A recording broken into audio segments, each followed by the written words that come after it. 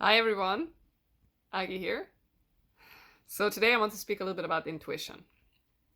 And I wanted to talk about intuition because one, it's my one of my favorite subjects. One of my favorite subjects. I think that I've spent probably 10 years, past decade of my life trying to master intuition. Trying to, and I would say probably 10 years of work, I would probably make it to like 10 or 20% of of what I think is possible. And maybe I'm even wrong about that. But I just love the subject of intuition, and I think intuition is so incredibly key to live a fulfilling life, a life that feels is in alignment with our heart in the moment. Intuition, in a sense, is guiding us, if we pay attention, towards what that most inner deepest desire of ours is. And I'm not talking about superficial or egotistical desires. I'm talking about desires that truly fulfill us and make us happy, make us joyful, make us filled with love and quote unquote perfection in our hearts, right? So I'm talking about the kind of decision making process that is getting us closer and closer to that place of fulfillment. And when I say closer or closer, I don't actually feel so good about saying it that way, because closer and closer means that we are progressing towards perfection over time. The truth is that we can drop into perfection, into the moment here and now, and already feel that perfection. So it's not actually that far away, because when we are living intuitively, when we are living in that intuitive space of decision making, following that inner calling, in a sense, life can actually very quickly become fulfilling, because the purpose, in a sense, when we kind of shift our minds to the decision making process, the purpose is in the moment. So it's not really, oh, my purpose is going to be fulfilled in 5 years, my purpose is going to be fulfilled in 2 years. The purpose can be fulfilled here and now in this particular moment. And this is how you stay in the moment, right? By following that guidance within. And I'm trying to not make this sound too spiritual. But in a sense, sometimes we don't know how, but we just know certain things. Sometimes we don't know how, but there's just this inner calling, this inner desire. We know we want something. Perhaps it's risky, perhaps it's scary, but there's something that's calling us to do something. What is that something? Let's call it the soul, God, whatever you want to call it, right? Following that moment to moment is what has that kind of quality of putting us in the moment. Being in the moment means to be listening, being present to that momentary calling, not thinking about, okay, where is this going to get me 5 years from now? Where is this going to get me 2 years from now? But simply being in the moment and being in the flow. That's what being in the flow means. Being able to listen in the moment and being able to move forward in that moment. Now, that doesn't mean that logical planning and logic doesn't play a role. Of course it does.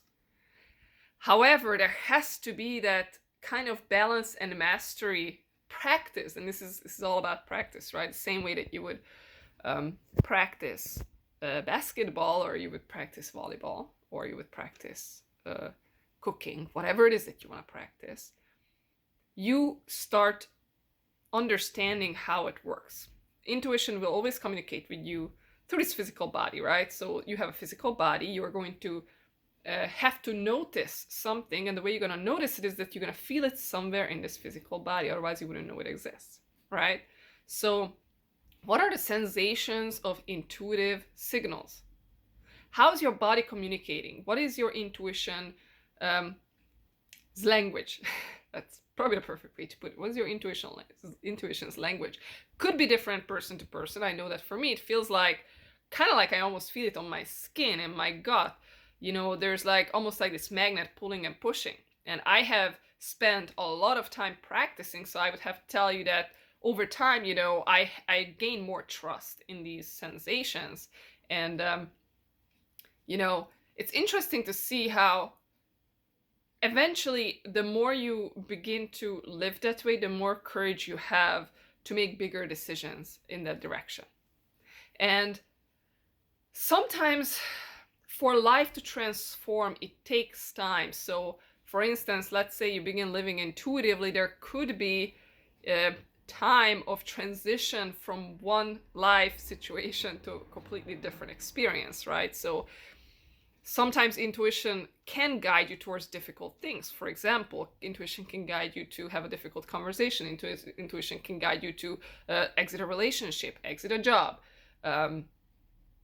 It can guide you to jump out of a plane with a parachute, probably. And it can guide you to, do something that is completely out of your comfort zone. And that is normal. Intuition sometimes acts that way, and you simply have to have the courage, and you have to have the openness to follow. And what I can tell you, it's probably best to practice your intuition with certain things that are perhaps more easy to follow, little things.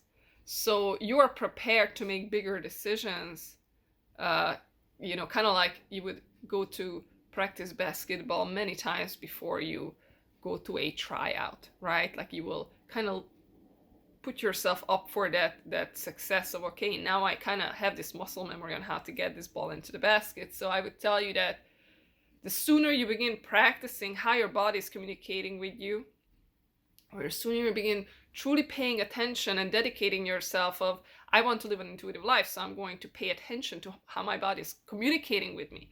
I'm going to dedicate myself to make that kind of transition of living and making decisions a little bit more intuitively. Begin practicing on all the small things, because it kind of gives you that repetition of understanding, oh, this is what my intuition feels like. This is how it feels in the gut. And the more you do it, the more you're going to trust it, because the more you're going to have that practice, that muscle memory, kind of, the way you would have it in sports. You're going to have that understanding of how your body and how your intuitive language is within your body. Now, with bigger decisions, the more you have, have that trust, of course, the easier it's gonna be to make these bigger moves. And it may take time to transition for life to change, but you already, I would say that already in the moment, because you're living that purpose of where your soul is trying to drive you, already in the moment, even if life hasn't completely turned around. In the moment, you can find that bliss, that connection, because you're following that connection.